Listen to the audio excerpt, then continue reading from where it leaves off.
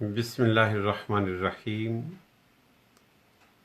خالق کون و مکان کا کروڑوں بار شکر ہے کہ اس نے دانائے سبل، ختم الرسل، مولائے کل، تاجدار دو جہاں، سیاح لامکاں، علیہ تحیت و ثنا کے توسل تفضل سے ہمیں فہم قرآن کی اس مجلس میں شریک ہونے کی توفیق عطا فرمائی۔ یہ فقیر صمیم قلب سے اللہ تعالیٰ کی بارگاہ میں ملتجی اور ملتمس ہے کہ اس مجلس مبارک کے ہر لمحہ کو ہمارے لیے دین و دنیا کی کامیابی اور کامرانی کا ضامن فرمائے۔ واجب الاحترام طلباء و طالبات، 100% اس امر کا یقین رکھیں کہ جو لمحات آپ کے فہم قرآن حکیم فرقان مجید کے لیے گزرتے ہیں وہ محبوب ترین عبادت ہیں اور مقبول ترین عبادت ہے۔ تاجدار دو جہاں صلی اللہ تعالی علیہ وآلہ وسلم مسجد کے اندر تشریف لائے۔ آپ نے ملاحظہ فرمایا کہ مسجد کے اندر 2 حلقے قائم ہیں۔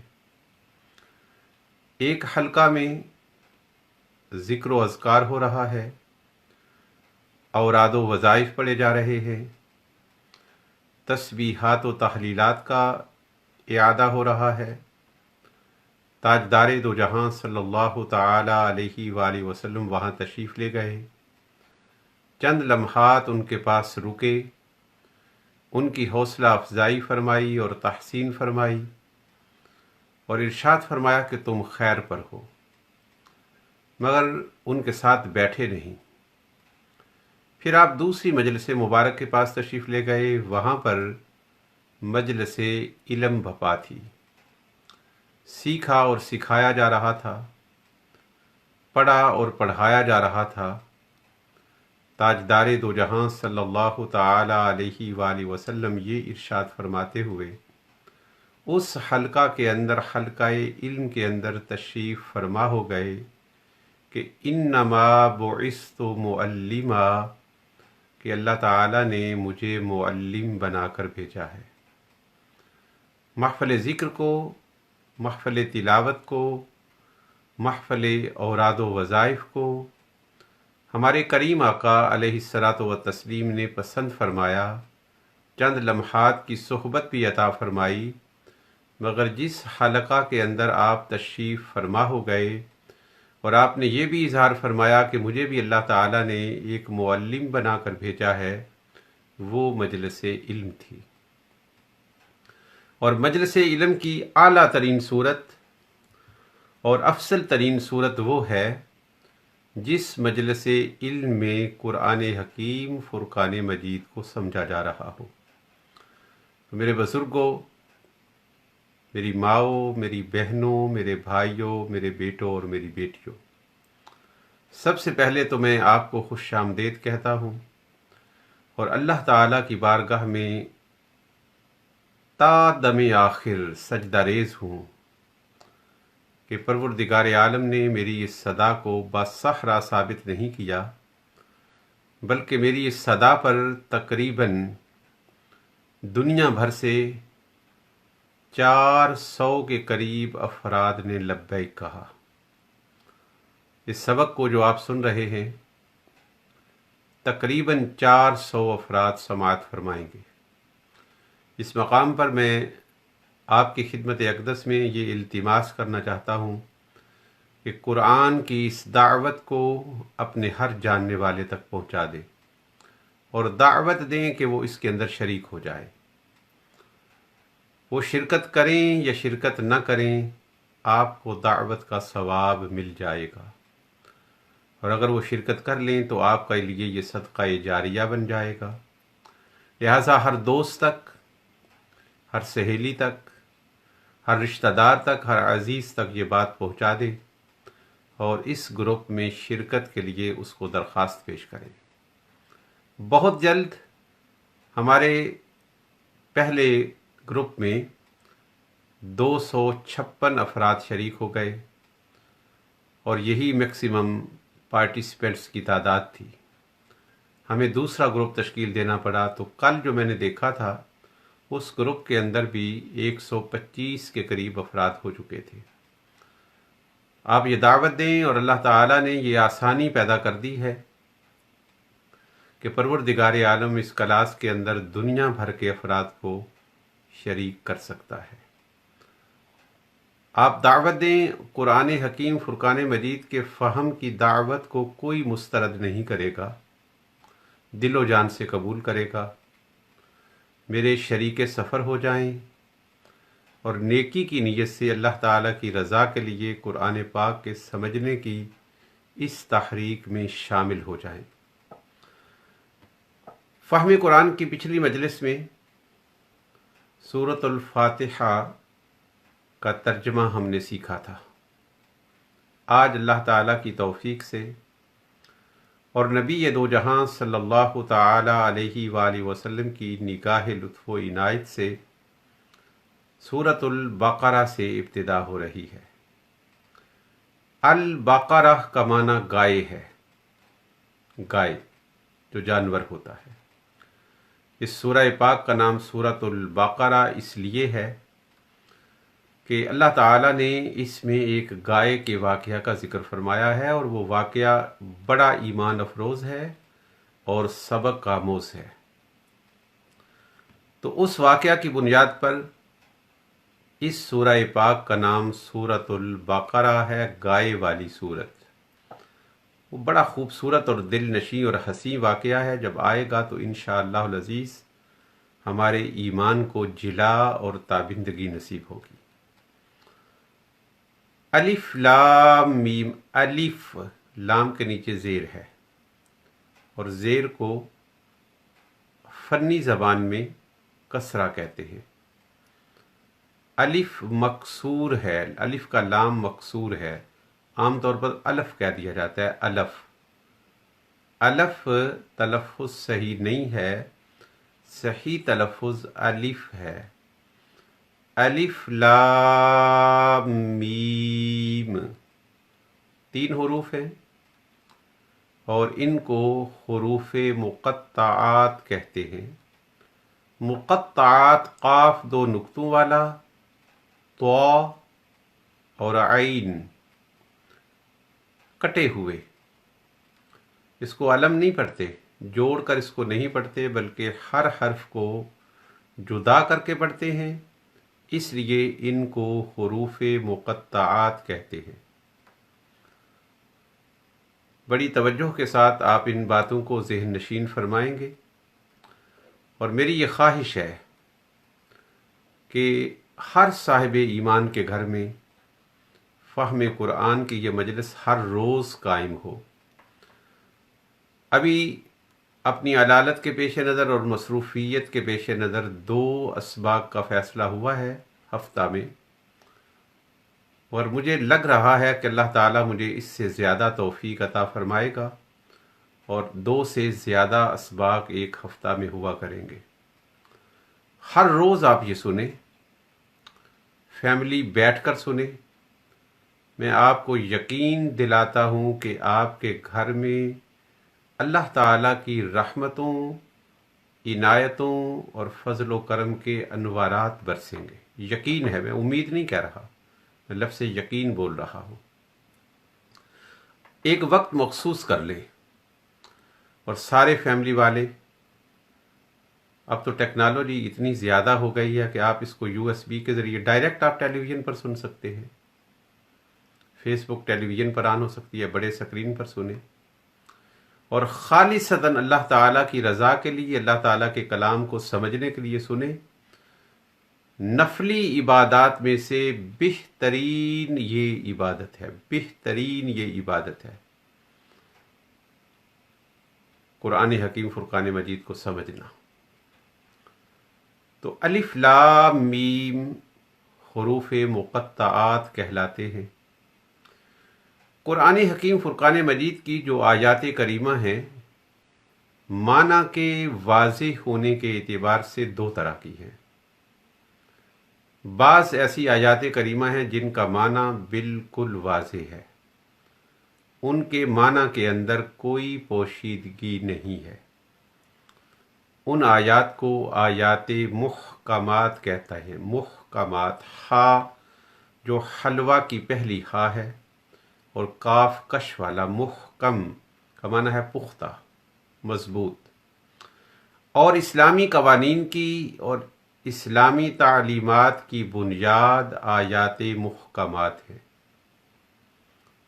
جن کا معنی بالکل واضح ہے، جن کی مراد بالکل واضح ہے۔ جیسے قل هو اللہ احد، فرما دی اللہ ایک ہے، بالکل معنی واضح ہے۔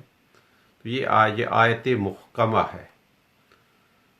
دو طرح کی آیات ہیں، آیات محکمات ہیں جن کے معانی بالکل واضح ہیں، ان کے اندر کوئی شک اور کوئی شبہ نہیں ہے۔ بعض آیات ایسی ہیں کہ ان کا معنی تو معلوم ہے مگر یقینی طور پر مراد معلوم نہیں ہے۔ میرے الفاظ پر توجہ رکھنا، ایک ایک لفظ آپ کی توجہ کا خواستگار ہے۔ بعض آیات ایسی ہیں ان کا معنی تو واضح ہے مگر مراد کا تعین نہیں ہے کہ ان کی مراد کیا ہے۔ مثال کے طور پر قرآن پاک میں اللہ تعالیٰ نے یہ ارشاد فرمایا ہے، ید اللہ فوق ایدیہم، جب بیعت رضوان کے موقع پر تاجدار دو جہاں صلی اللہ تعالی علیہ وآلہ وسلم اپنے صحابہ کرام سے بیعت فرما رہے تھے، اور تاجدار دو جہاں صلی اللہ تعالی علیہ وآلہ وسلم کا دست اقدس صحابہ کرام کے ہاتھوں پر تھا، اللہ تعالیٰ نے اس کو قرآن حکیم فرقان مجید کے اندر بیان فرمایا اور فرمایا ید اللہ فوق ایدیہم، اللہ کا ہاتھ ان کے ہاتھوں کے اوپر ہے۔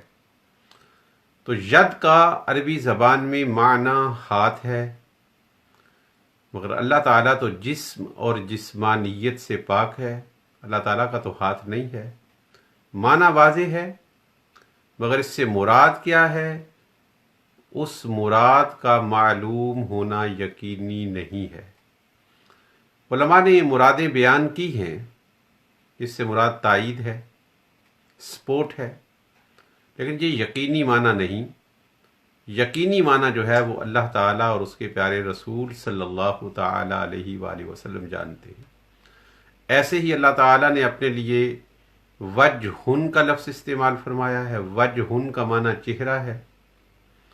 فَأَيْنَمَا تُوَلُّوا فَثَمَّ وَجْهُ اللَّهِ، تم جہاں بھی ہو وہاں اللہ کا چہرہ ہے۔ اب مناسب نہیں ہے کہ ان الفاظ کا اردو زبان میں یا کسی اور زبان میں ترجمہ کیا جائے، مگر میں یہ سمجھانے کے لیے کر رہا ہوں۔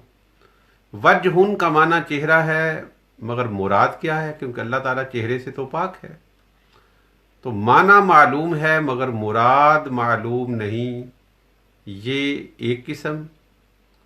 اور ایک قسم ہے کہ سرے سے معنی ہی معلوم نہیں، مراد تو اگلا سٹیپ ہے نا، معنی ہی معلوم نہیں۔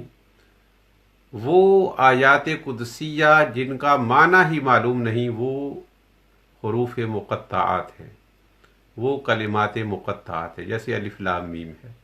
تو اس کا یقینی علماء نے بیان کیے ہیں، وہ ان کی آراء ہے، وہ ان کا فہم ہے، لیکن وہ یقینی معنی نہیں کہ اگر اس معنی کو نہ تسلیم کیا جائے تو انسان کافر ہو یا انسان گنہگار ہو۔ تو میں بار دیگر بات کو دہرا رہا ہوں تفصیل کے بعد اجمالاً کہ آیات دو طرح کی ہیں۔ بعض آیات کا معنی اور مراد واضح ہے، ان کو آیات محکمات کہتے ہیں۔ آیات محکمات پر اسلامی تعلیمات کی بنیاد ہے۔ اور بعض آیات ایسی ہیں کہ ان کا معنی تو معلوم ہے، مراد معلوم نہیں، اور بعض ایسی ہیں ان کا معنی ہی معلوم نہیں۔ ان دونوں کو آیات متشابہات کہتے ہیں۔ آیات متشابہات کے حوالے سے ہمیں یہ اعتقاد رکھنا چاہیے کہ اس سے اللہ تعالیٰ کی جو بھی مراد ہے ہم اس پر ایمان رکھتے ہیں، اور آیات متشابہات کے میں تحقیق کرنے سے روکا گیا ہے۔ الف لام میم حروف مقطعات ہیں، اور ان کا یقینی معنی، یقینی، یہ بات ذہن نشین فرمانا، یقینی معنی، اور یقینی معنی وہ ہوتا ہے کہ جس کا اگر انکار کر دیا جائے تو انسان دائرہ اسلام سے خارج ہو جائے۔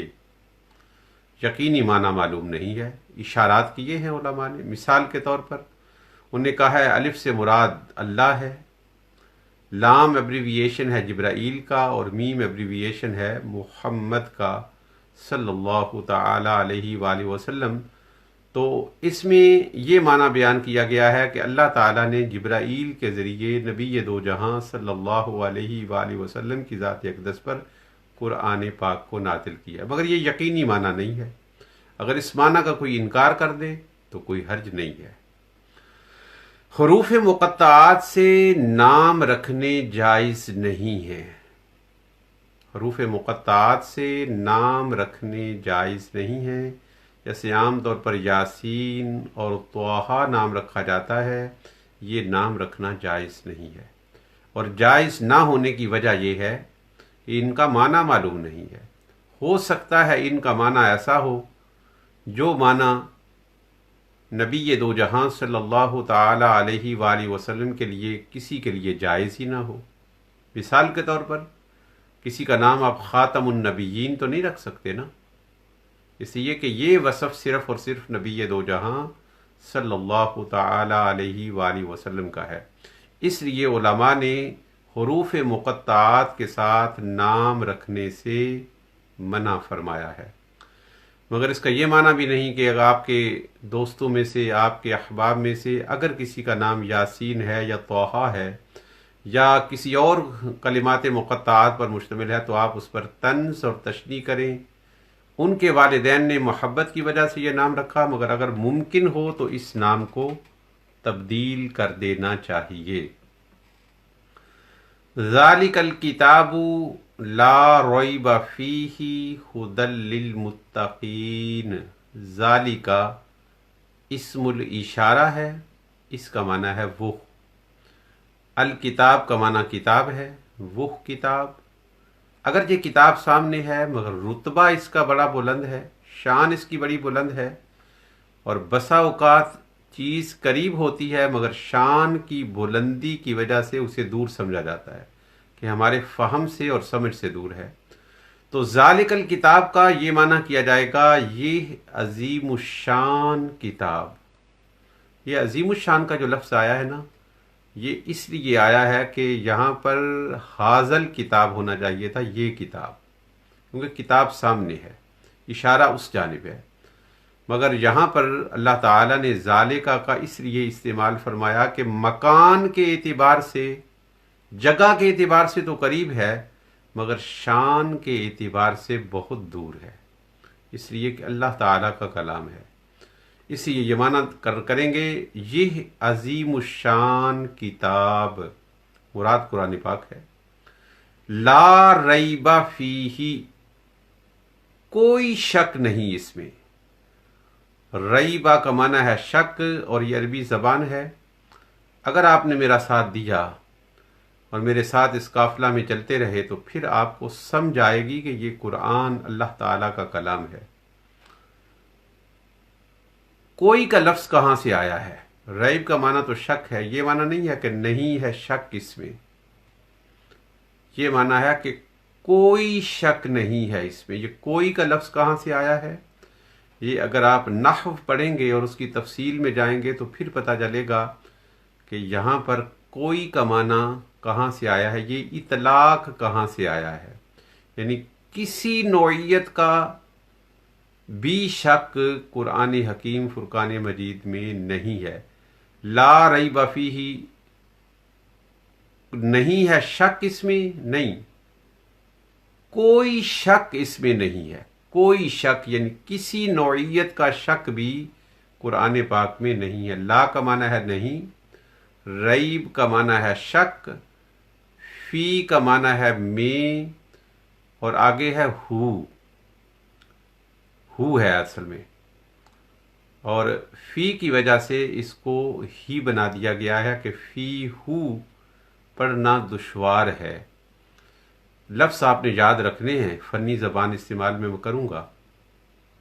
دشواری کو سکل کہتے ہیں، سکل بوجھ۔ تو فی ہو پڑھنا ثقیل ہے، ہیوی ہے، اور عربی زبان کا یہ خاصہ ہے کہ تخفیف کے لیے، کلمات کی ادائیگی کی آسانی کے لیے ان کی حرکات کو تبدیل کر دیا جاتا ہے۔ تو اصل میں یہ ہو ہے، اور آپ تلفظ کریں فی ہو، نیچے سے اوپر کی طرف جائیں گے تو تھوڑی سی دشواری ہوگی، اور فی ہی کی ادائیگی آسان ہے، اس لیے یہ ہو سے ہی بن گیا ہے، وگرنہ اصل میں یہ ہو ہے، ہی نہیں ہے۔ ہدن ہدایت ہے۔ اب اس کا معنی بھی صرف ہدایت نہیں ہے، بلکہ ہر طرح کی ہدایت ہے۔ اب یہ ہر طرح کا لفظ میں کہاں سے لا رہا ہوں؟ اس کے لیے آپ کو عربی گرامر کی گہرائی میں جانا ہوگا، اور جس قدر آپ عربی زبان کی گہرائی میں جائیں گے، اسی قدر قرآن پاک کے معانی کے آپ قریب ہوتے جائیں گے۔ یہ ایسے نہیں تھا کہ بڑے بڑے فصیح اور بلیغ نبی دو جہاں صلی اللہ تعالی علیہ وآلہ وسلم سے ڈیبیٹ کرنے کے لیے آتے اور قرآن پاک کی ایک آیت سنتے اور سجدہ ریز ہو جاتے، اس لیے وہ صاحب زبان تھے، اور جب وہ یہ کلمات سنتے تو ان کو یقین ہو جاتا کہ یہ کسی انسان اور کسی بشر کا کلام نہیں ہے، مگر اس کلام کے محاسن کو، یعنی خوبیوں کو سمجھنے کے لیے پھر عربی زبان کو سمجھنا ضروری ہے۔ جتنا عربی زبان کا فہم زیادہ ہوگا، اسی قدر قرآن حکیم فرقان مجید کا فہم زیادہ ہوگا، اور آپ بے اختیار پکار اٹھیں گے کہ واللہ ھذا لیس کلام البشر، یہ کسی انسان کا کلام نہیں ہے۔ تو ہر قسم کی ہدایت ہے لی کے لیے، لام کہیں گے جب اس کو ہم جدا کہیں گے تو لام ہے، لی نہیں ہے۔ جب اس پر بحث کریں گے نا، کہیں گے کہ لی، یہ نہیں کہیں گے کہ لی کا معنی ہے کے لیے، بلکہ کہیں گے لام کا معنی ہے کے لیے۔ متقین یہ جمع کا لفظ ہے، اس کا مفرد اور واحد متقی ہے، اور متقی کا معنی ہے بچنے والا۔ اس کی تفصیل ہے، مگر عام طور پر متقین کا لفظ ان صاحبان ایمان کے لیے استعمال ہوتا ہے جو عبادت اور نیکی کی راہ پر ہوتے ہیں۔ مدارج ہیں متقین کے، 6 مراتب بیان کیے ہیں علماء نے، اور میں چاہتا ہوں کہ آپ کو ان تفصیلات تک لے جاؤں، مگر فی الحال تفصیلات میں نہیں لے جاؤں گا، مگر انشاءاللہ العزیز آپ کے من کے اندر ایک آگ بھڑکا دوں گا کہ آپ کا دل کرے گا کہ ہم قرآن پاک کے معانی کی تفصیل جانیں۔ تو متقین کا معنی ہے بچنے والے۔ عام طور پر اس کا استعمال ان صاحبان ایمان کے لیے ہوتا ہے جنہوں نے نیکی کی زندگی کو اختیار کیا ہوتا ہے۔ وہ یہ عظیم الشان کتاب، کوئی شک نہیں اس میں ہر طرح کی ہدایت ہے پرہیزگاروں کے لیے۔ اب متقین کون ہیں؟ اللہ تعالی نے خود اس کو بیان فرما دیا ہے۔ الذین، جو، الذین کا جو لفظ ہے یہ جمع کے لیے استعمال ہوتا ہے اور مذکر کے لیے استعمال ہوتا ہے۔ جمع ہے 2 سے زیادہ، اور مذکر آپ سمجھ رہے ہیں، مگر عام طور پر جب قرآن پاک کسی ایسے حکم کو بیان فرماتا ہے جو مرد اور عورت دونوں کے لیے ہوتا ہے تو پھر وہ الفاظ استعمال کیے جاتے ہیں جو مردوں کے لیے ہیں، مگر اس کے ضمن میں عورتیں بھی موجود ہوتی ہیں۔ الذین یؤمنون کا لفظی معنی یہ ہے کہ جو وہ ایمان لاتے ہیں، کون؟ مرد۔ یؤمنون مردوں کے لیے ہے، عورتوں کے لیے یؤمنہ کا لفظ ہے۔ پڑھیں گے ہم انشاءاللہ العزیز، اور آپ انشاءاللہ آپ کا دل خوشی اور مسرت سے بھر جائے گا، مجھے یقین ہے اس بات کا۔ تو الذین کا لفظ جو ہے یہ جمع اور مذکر کے لیے استعمال ہوتا ہے۔ یؤمنون یہ فعل ہے، فعل کی کتنی قسمیں ہیں اور کیسے پتہ چلتا ہے کہ یہ لفظ اس کا کیا معنی ہے، انشاءاللہ آپ کو سمجھا جائے گی۔ یؤمنون کا معنی ہے وہ سب مرد ایمان رکھتے ہیں۔ یؤمنون کا معنی ہے وہ سب مرد ایمان رکھتے ہیں۔ اچھا، آج شروع کر لیتے ہیں۔ 3 لفظ میں آپ سے عرض کر رہا ہوں، اور آپ اگر توجہ کریں گے تو انشاءاللہ العزیز مجھے 100% یقین ہے کہ آپ کے توجہ کی بنیاد پر آپ کو ہر بات ذہن نشین ہو جائے گی۔ یؤمنو وہ ایک مرد ایمان لاتا ہے، یؤمنان وہ 2 مرد ایمان لاتے ہیں، اور یؤمنون وہ سب مرد ایمان لاتے ہیں۔ یہ 14 لفظ ہوتے ہیں، اور ان 14 لفظوں کو گردان کہتے ہیں۔ ان میں سے 3 لفظ آج آپ نے یاد کر لیے ہیں، اور وہ ہے یؤمنو، یؤمنان، یؤمنون۔ یؤمنو کا معنی ہے وہ ایک مرد ایمان لاتا ہے یا وہ ایک مرد ایمان لائے گا۔ 2 معنی ہوتے ہیں، حال والا بھی اور استقبال والا بھی۔ یؤمنان وہ 2 مرد ایمان لاتے ہیں یا وہ 2 مرد ایمان لائیں گے، اور یؤمنون وہ سب مرد ایمان لاتے ہیں یا وہ سب مرد ایمان لائیں گے۔ تو 3 لفظ آپ نے یاد کر لیے، باقی آپ کے 11 لفظ رہ گئے ہیں۔ 3 لفظ جو یاد کیے ہیں وہ ہیں یؤمنو، یؤمنان، یؤمنون۔ وہ جو ایمان لاتے ہیں بالغیبی، غیب پر۔ انشاءاللہ العزیز یہاں سے ہم اگلے سبق میں پڑھیں گے۔ اللہ تعالی ہمارے فہم قرآن کی اس مجلس کو قبول فرمائے اور ہم سب کو دین و دنیا کی سعادتیں عطا فرمائے۔ السلام علیکم ورحمۃ اللہ تعالی وبرکاتہ۔